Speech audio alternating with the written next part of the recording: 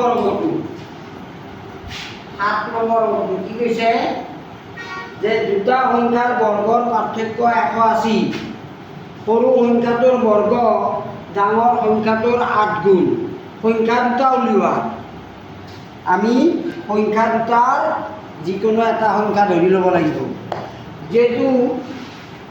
সংখ্যা দুটাৰ বৰ্গৰ পাৰ্থক্য 180 সেইকাৰণে আমি ধৰি লওঁ ধৰা হ'ল ডাঙৰ সংখ্যা -8x ইকুয়াল টু 180 এইটো এতিয়া ইয়াত বিভাজন কৰিলে x² - 8x -180 ইকুয়াল টু 0 ইয়াক তুমি দ্বিঘাত সূত্ৰত পেলাই কৰিব পাৰা উৎপাদক বিশ্লেষণ কৰিও 1 b মান হ'ব -8 c মান হ'ব -180 এইটো ইয়াত আমি নিৰূপক উলিয়াম b² - 4ac ইকুয়াল টু কিমান হ'ব b মান আছে গতিকে এইটো পূৰণ কি হ'ব বৰ্গ 64 মাইনাছ মাইনাছ প্লাছ 48 গুণ 72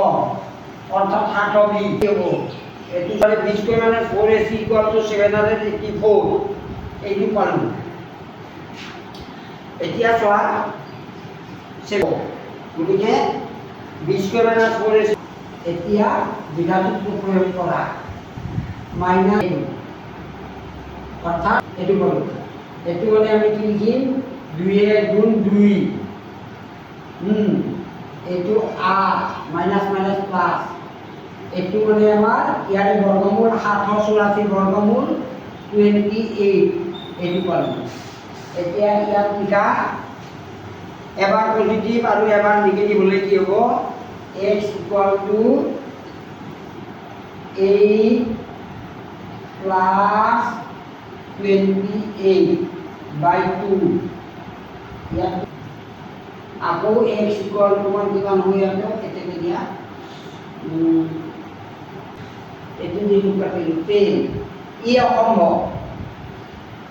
অসম্ভৱ লিখা অসম্ভৱ গতিকে x ৰ মান 18 x সংখ্যাটো সমান 18 এতেকে সৰু সংখ্যাটো কি হ'ব সৰু সংখ্যাটো